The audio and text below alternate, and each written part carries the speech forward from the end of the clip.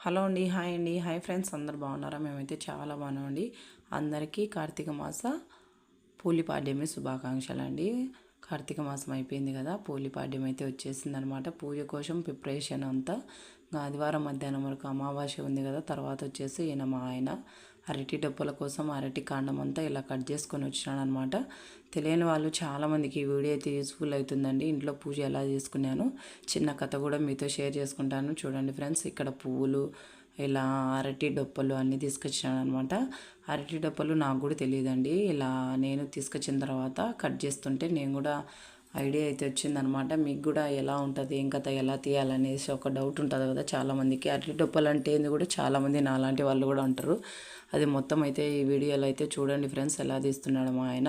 ఇక్కడ వచ్చేసి కాండము కింద ముద్దు ఉంటుంది కదా అరటి కాండము, అదైతే కట్ చేసుకొని వచ్చినాడు అనమాట. కత్తి తీసుకొని వెళ్ళేసి వర్షం అయితే ఫుల్లుగా పడుతుందనమాట. రెండు ఫ్రెష్గా నీళ్ళలో దేవినట్టు ఉన్నాయన్నమాట.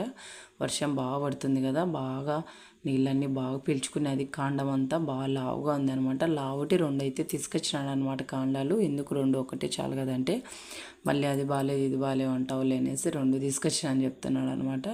ఇలా అయితే మనకు ఎంత పొడవు అయితే కావాలనో అది అరటి డొప్ప అనేది ఆ సైజు చూసేసుకొని కట్ చేసుకోండి. ఇక్కడ చూడండి, ఇలా మధ్యలోకి మిడిల్లోకి కట్ చేసినామంటే కత్తిలో మనం పొరలుగా తీసుకున్నామంటే చాలా ఈజీ అండి. ఫస్ట్ మనకేంది అవి ఎక్కడ చూడలేదు కదా అది ఇది అని అనిపిస్తుంది.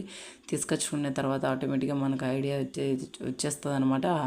ఇలా కట్ చేయాలి ఇలా కట్ చేయాలనేసి ఇలా తీసుకొచ్చేసి అన్నీ నేను రాత్రి అన్నీ సర్దేసి పెట్టుకుంటున్నానండి పొద్దున కల్లా. ఎందుకంటే పొద్దున్న రెడ్డిని స్కూల్ పంపేయాలి, పూజ అన్నీ పొద్దున్న చూసుకోవాలంటే చాలా కష్టం అవుతుందన్నమాట. ఈ కార్తీక మాసం అంతా పూజ చేసుకునేదంతా ఒక ఎత్తు అయితే పూలిపాడ్యంకి చేసుకునే పూజ మరీ ప్రత్యేకమండి. మనము ఇన్ని రోజులు కుదరకపోయినా పూలిపాడ్యం రోజు పూజ చేసుకున్నామంటే చాలా మంచిదన్నమాట. ఆ శివుని ఆశీస్సులు మనపై తప్పకుండా ఉంటాయన్నమాట. అరటి ఒత్తులు అంటారు కదా, అలా మనము అది ఆ కాండము ఆ డప్పు అనేది తీస్తుంటే కొంచెం పత్తిలాగా వస్తుంది చూడండి, దూదిలాగా. అలాగనే దూదిలాగా చేసేసి అరటి ఒత్తులు కూడా వేసేసి దీపం పెట్టిన చాలా మంచిదన్నమాట. ఇలా ఒక్కొక్కటి మనం మధ్యలోకి కట్ చేసి ఇలా ఇలా ఒక్కొక్కటి తీసినామంటే అలా పక్కన అలా పొరలుగా వస్తుందన్నమాట. వాటిలో దీపాలు వెలిగించినామంటే చాలా మంచిది. మీకు అవైలబుల్లో ఉంటే వెలిగించండి, లేదంటే టెంకాయ చిప్పలు ఉంటాయి కదా వాటిలోనే వెలిగించచ్చు. లేదంటే మనకు ఏది అవైలబుల్గా ఉంటే మనం భక్తితో ఎలా చేసినా కూడా మంచిదే అండి. నాకైతే ఇక్కడ మాకు పల్లెటూరులో కాబట్టి దొరికినాయి అనమాట, అందుకనేసి తీసుకొచ్చినాడు. ఇంకా అమావాస్య వెళ్ళిపోయింది కదా, ఇల్లంతా క్లీన్ చేసేసి పెట్టుకున్నాను. పొద్దునకి ఇలా ఎల్లో వైటు అలా పింక్ కలర్ పువ్వులన్నీ తీసుకొచ్చినాడు అనమాట. ఇంకోటి అండి ఫ్రెండ్స్, నాకు తులసికోట అయితే లేదనమాట. తులసికోట లేకపోతే ఏ విధంగా పూజ చేయాలి, చాలా సింపుల్గా అయితే పూజ చేసుకున్నాను అనమాట. వీడియో మొత్తం చూసినారంటే మీకు కూడా చాలా అర్థమవుతుంది. మనము అవే పెట్టాలి, నైవేద్యాలు ఇవే పెట్టాలి కాదండి. మనం భక్తితో శ్రద్ధతో ఎలా పూజ చేసుకున్నాం అనేది ముఖ్యం అన్నమాట. అది పోలి స్వర్గం కథ కూడా చెప్తాను చూడండి ఫ్రెండ్స్. ఇంట్లో పూజ అయితే అది మనకు తులసికోట లేనప్పుడు, ఏమీ అవైలబుల్లో లేనప్పుడు ఎలా పూజ చేసుకోవాలి సింపుల్గా అనేసి పూజ అయితే మొత్తం మీతో షేర్ చేసుకుంటాను. ఇక్కడ గడపకి ఎదురుగానే అయితే చిన్న ముగ్గు అయితే నేను పద్మం వేసినాను. ఇక్కడ వైట్గా ఉండేదని అంత మంచిగా కనిపించలేదనమాట. పద్మం అయితే వేసేసి చుట్టూ ఊరికి అలా బార్డర్ లాగా అలా అయితే పెట్టేసాను అనమాట.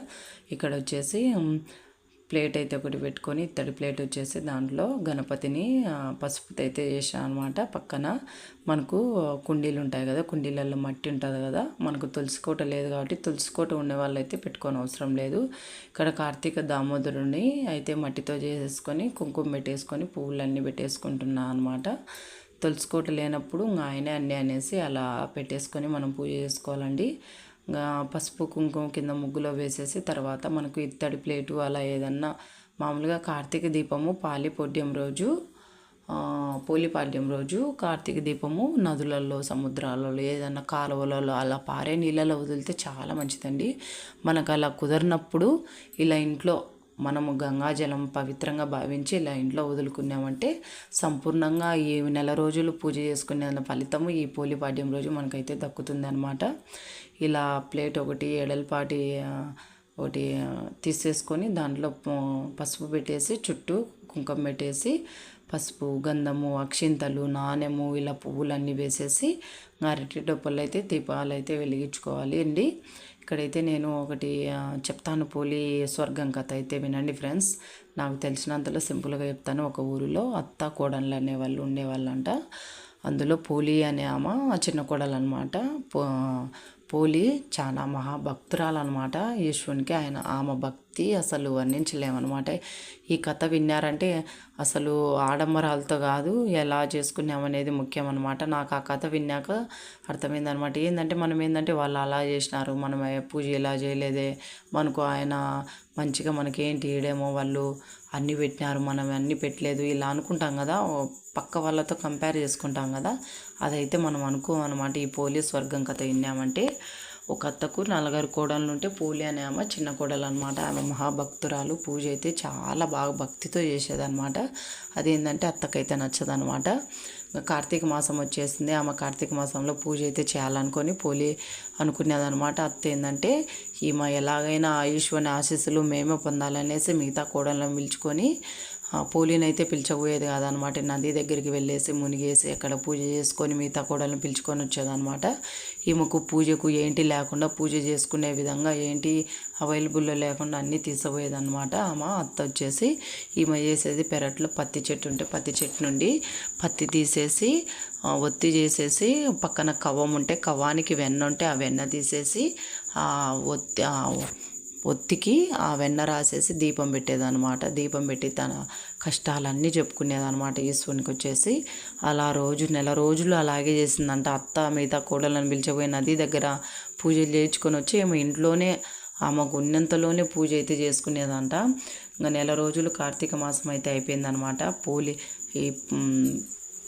పోలి పాడ్యం అయితే వచ్చేసింది. ఆ రోజు ఇంకా ఖచ్చితంగా మామూలుగా నెలంతా చేసిన ఒక ఎత్తు అయితే పోలి పాడ్యం రోజు మనం దీపాలు ఇలా వదులుకున్నామంటే చాలా మంచిదండి. ఆ రోజు కూడా అత్త అనేక పనులన్నీ పోలికి అన్నీ అప్పచెప్పేసి ఇంక మిగతా కోడళ్ళని పిలుచుకొని పూజా సామాగ్రి అన్నీ తీసేసుకొని యాడేమకు అన్నీ ఇంట్లో పెడితే ఏమో యాడ పూజ చేసేసి మొత్తం ఆ భక్తిని అంతా పొందుతుంది అనేసుకొని ఆమెకు అన్నీ తీసుకొని వెళ్ళిపోయిందంట. ఈమె ఏం చేసింది, యథావిధిగా పనులన్నీ గబగబా చక్కబెట్టేసుకొని తర్వాత అవన్నీ పత్తి అవన్నీ చేసేసి పోలి పడ్డం రోజు మహాశ్రద్ధతో అయితే ఈశ్వరుని అయితే కొలిచిందంట. ఆయన భక్తికి మెచ్చేసి ఈశ్వరుడు నాకు ఆడంబరాలతో కాకుండా ఇంత భక్తితో ఉండే దాంట్లో నాకు పూజ చేసిందనేసి పోలి దగ్గరికి వచ్చేసి పోలిని స్వర్గానికి తీసుకెళ్తున్నాడంట. ఈశ్వరుడు తీసుకెళ్తున్న దారిలో ఆ మిగతా అత్త కోడళ్ళు ఆమెను చూసి మేము వస్తామని ఈశ్వరుని స్వర్గానికి అడగంగా ఈశ్వరుడు అప్పుడు చెప్పిన అంట వాళ్ళకు, మీరు ఆడంబరాలతో చేసినారు, నాకు పోలి భక్తితో చేసిందనమాట. నాకు అవన్నీ పెడితే నాకైతే అలా అనిపించదు. ఎవరైతే నన్ను భక్తి శ్రద్ధలతో కొలుస్తారో వాళ్ళకి స్వర్గం ప్రాప్తిస్తుంది అని వాళ్ళకి చెప్పేసి పోలిని అయితే స్వర్గానికి తీసుకొని వెళ్ళినాడండి. ఇక్కడ మనం అర్థం చేసుకోవాల్సింది ఒకటే, అన్ని నైవేద్యాలు చేసేసి మనకు లేకపోయినా డబ్బులు పెట్టేసి ఖర్చు పెట్టి చేయాల్సిన అవసరం ఉండదు. భక్తి శ్రద్ధలతో ఏదో మనకున్నంతలో పెట్టేసి పూజ చేసుకున్నామంటే చాలా మంచిదన్నమాట. ఇక్కడ వచ్చేసి నేను కార్తీక దామోదరుని స్తోత్రము, గణపతి అష్టోత్తరము, ఇలా పోలి కథ చదివినా చాలా మంచిదండి. ఇలా చిన్న చిన్న శ్లోకాలన్నీ చదువుకొని బయటైతే పూజ ముగించుకొని ఒక టెంకాయ కొట్టేసుకొని పూజ ముగించుకొని ఇంట్లోకి అయితే వచ్చేసినానండి. ఇంట్లోకి అయితే పూజ చేసుకుంటున్నాను.